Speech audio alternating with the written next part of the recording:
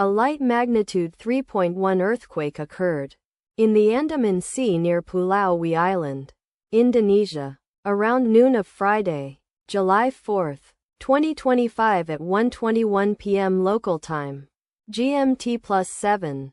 The quake had a very shallow depth of 15 kilometers, 9 miles, and was not felt, or at least not reported so. First to report, EMSC after 7 minutes.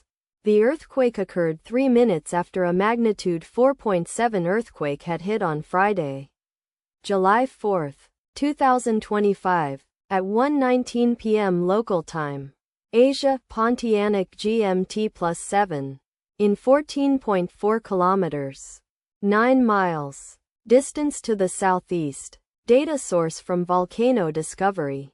Did you feel it? Let us pray. May the earthquake that occurred not affect our brothers and sisters there.